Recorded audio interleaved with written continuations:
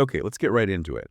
We are focusing today on a truly pivotal and frankly unexpected end to the whole legal saga surrounding the 2020 election. And the entire story, the final chapter, is rooted in the state of Georgia. It just reached a very abrupt conclusion this week. It really did, and the finality of it is what's so striking.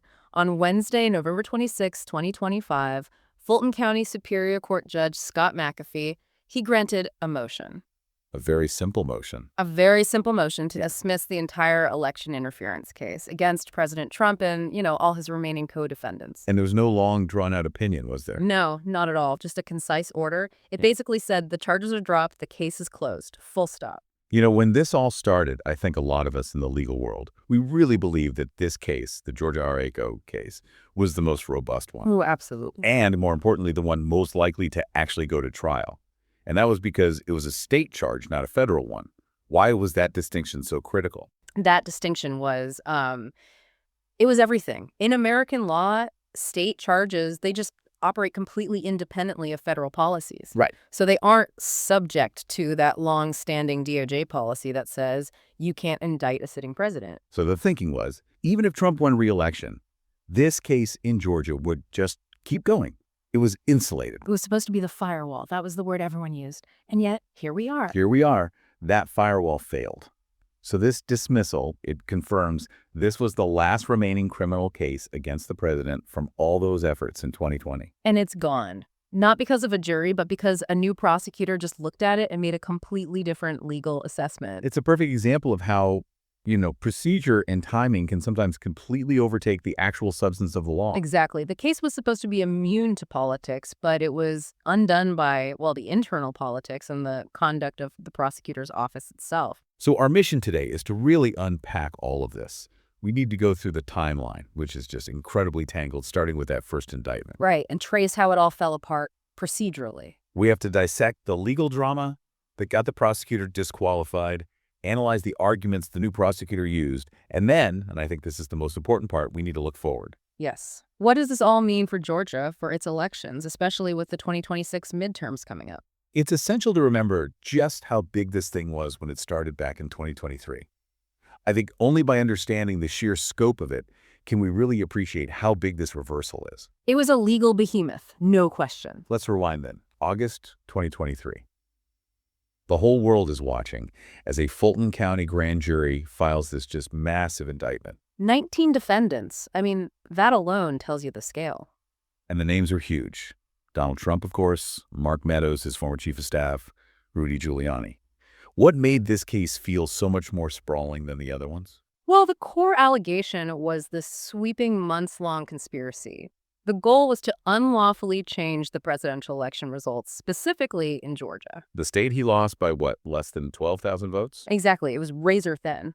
But what made it feel so sprawling was the legal tool they chose to use, Georgia's Racketeer Influenced and Corrupt Organizations Act, IM. And that's a word we hear all the time with, organized crime, the mafia, drug cartels. Applying a state racketeering law to a political dispute, that felt like a huge leap. It was an enormous leap, and that was the genius, but also, the ultimate controversy of the whole case. So how did the Fulton County DA's office even argue that ICO applied here?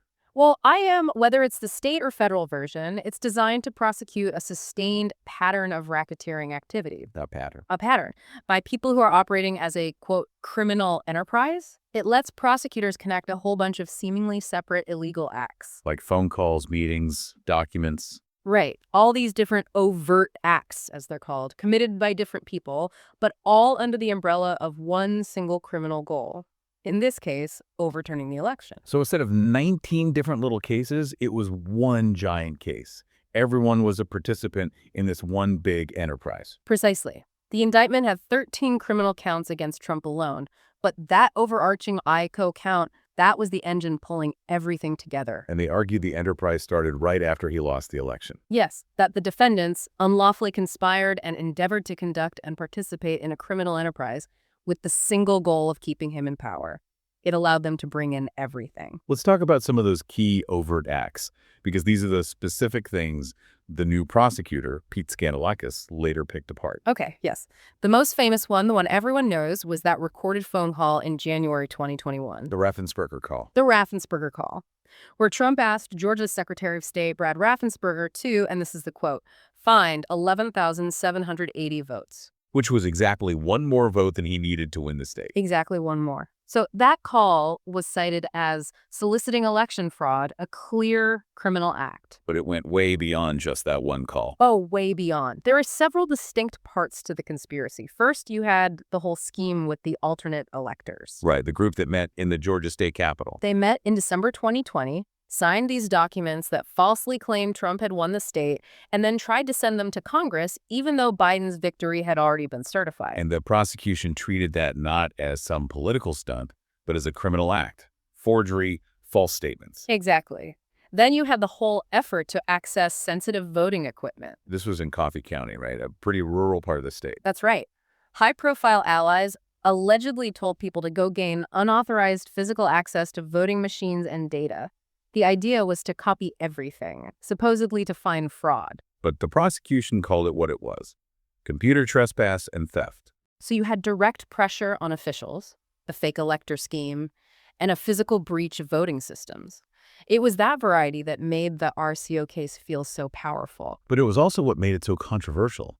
Some legal scholars were really worried about this, weren't they? About using RC in a political context. The big concern was about free speech, about political advocacy. I mean, a lot of the alleged overt acts were just conversations or meetings or even public statements. Things that normally would be protected political activity. Right.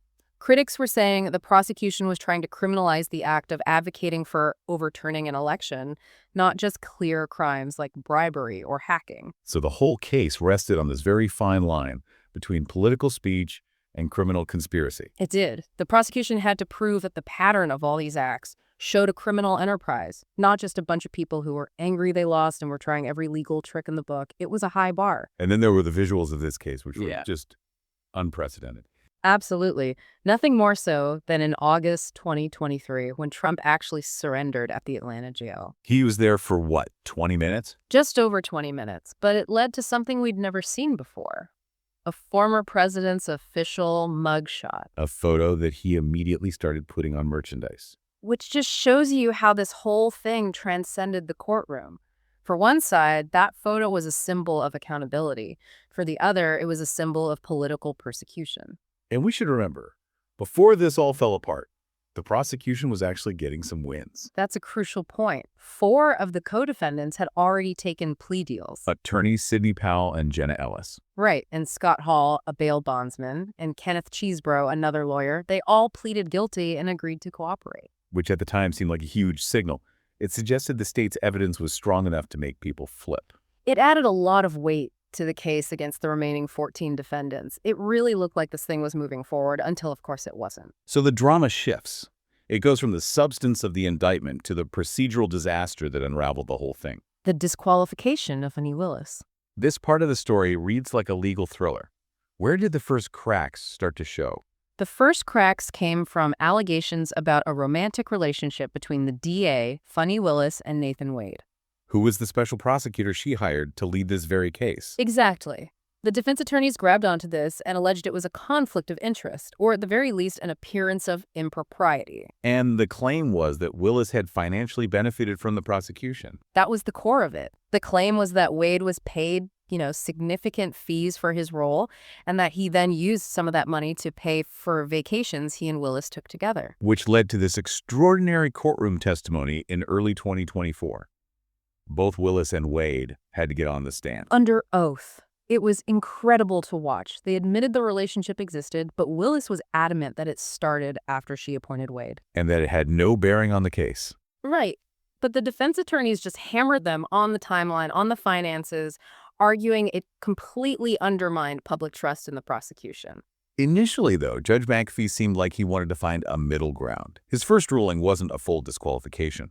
No, his first ruling in March 2024 was conditional.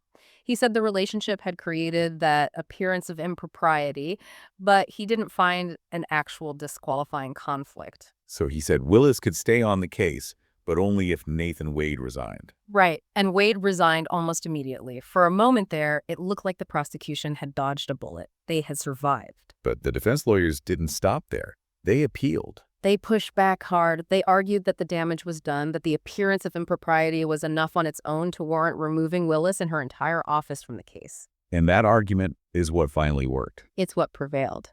In December 2024, the Georgia Court of Appeals reversed McAfee's ruling. This is the key moment. And they focused on that specific legal standard, the appearance of impropriety. That's right. They said the public's faith in the integrity of the whole proceeding had just been damaged beyond repair. It wasn't about whether she was biased. It was about whether it looked like she could be. So allowing her to stay, even without Roe v. Wade, it just wasn't enough to restore that public confidence. Exactly. The Court of Appeals found that the only way to fix it, to restore trust, was to remove Willis and the entire Fulton County DA's office from the case.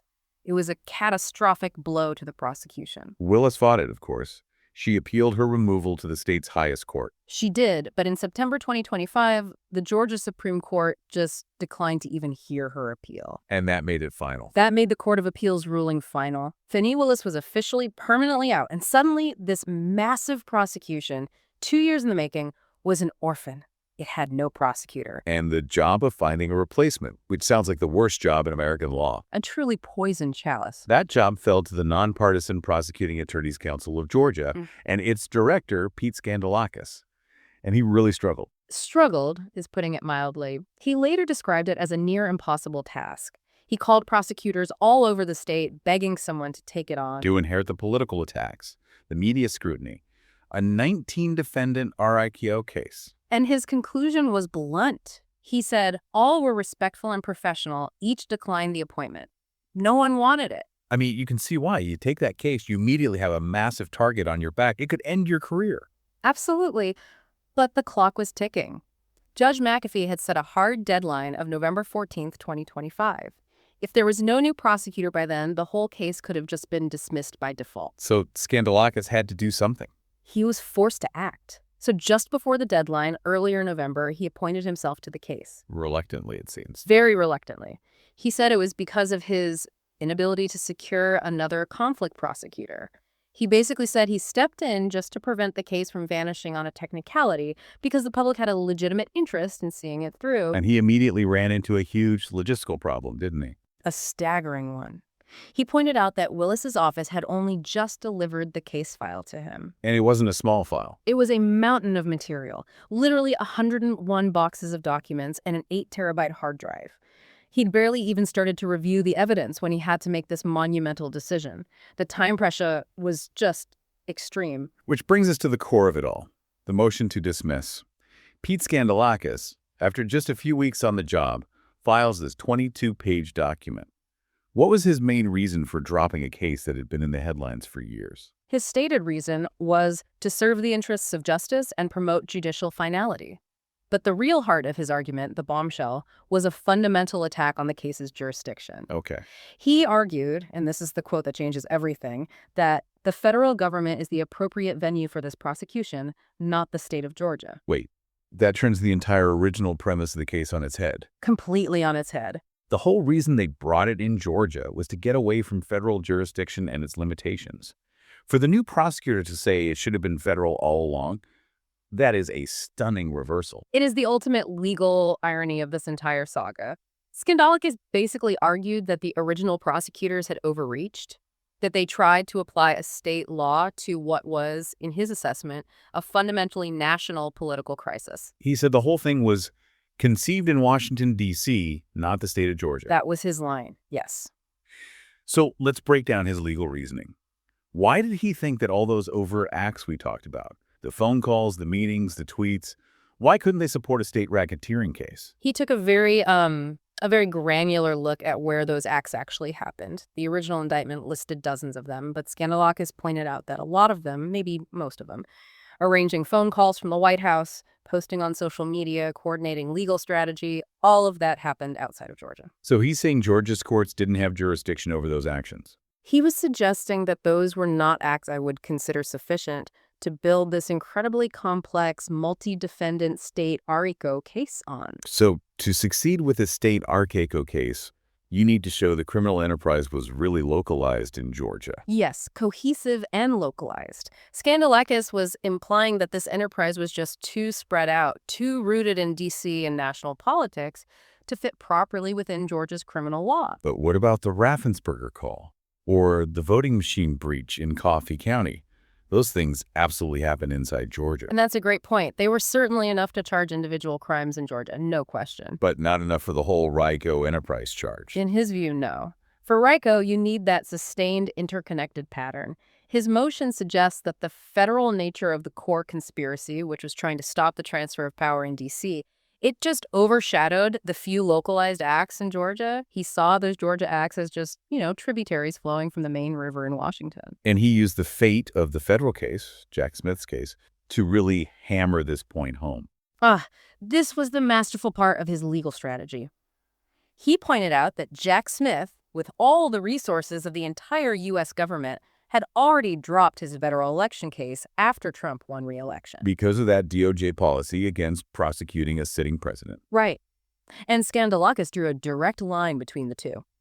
His argument was, look, if Jack Smith, who investigated the federal core of this conspiracy, concluded that prosecuting it would be fruitless, then why would I, a state prosecutor, think that pursuing a weaker state-level version would be anything other than equally unproductive?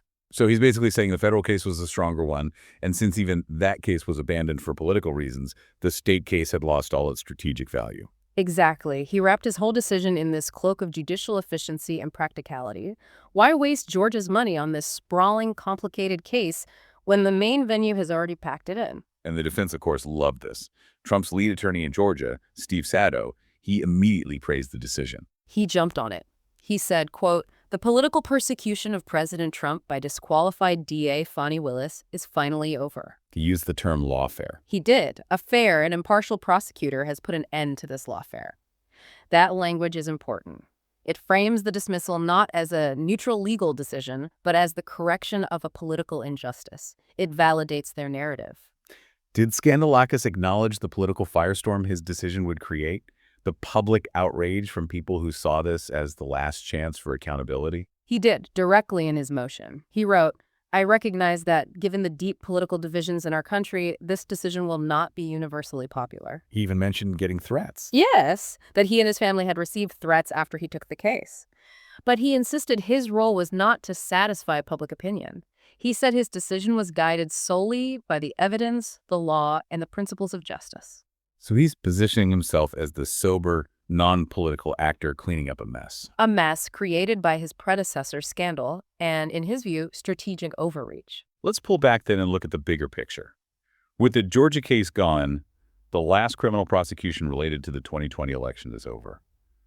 When you look at all four indictments he faced, how does the president emerge from all this? He emerges, well, remarkably unscathed, particularly from any legal fight related to his time in office.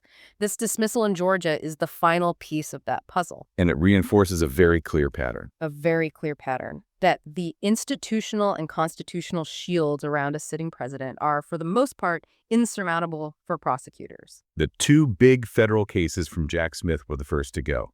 Just remind us why those were dropped. The two federal prosecutions, one on election interference and the other on the classified documents, they were both dropped right after Trump won re-election. It was a direct result of that DOJ policy we mentioned, the one that says you can't indict a sitting president. So years of investigation just, poof, rendered moot the moment he was back in the White House. That's the legal reality of it. If the case is federal, the election calendar can become the single most important legal factor. And even the one case that did get a conviction, the New York case, the hush money case, even that ended with a very mitigated outcome. That's a good way to put it. He was convicted on 34 felony counts in June of 2024. But when it came to sentencing, he received what's called an unconditional discharge. And what does that mean in practice, an unconditional discharge? It means the conviction stands. He is legally a convicted felon. But the court decided to impose zero penalty. No fine, no probation, no jail time, nothing. So the court just said, you're guilty, but we're not going to do anything about it. Essentially, yes. It felt to many like a political resolution, not a typical criminal sentence.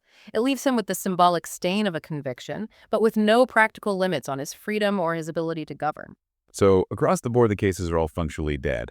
And the Georgia case, the one that was supposed to be the fail-safe, the one immune to all this, it was undone by internal mistakes and a new prosecutor with a totally different legal theory. It really reinforces the doubts that many people had from the very beginning. The system's ability to prosecute a sitting president or a candidate who becomes president is just incredibly limited. And Georgia shows that even a state case can be torpedoed by scandal. All right, now we have to shift gears.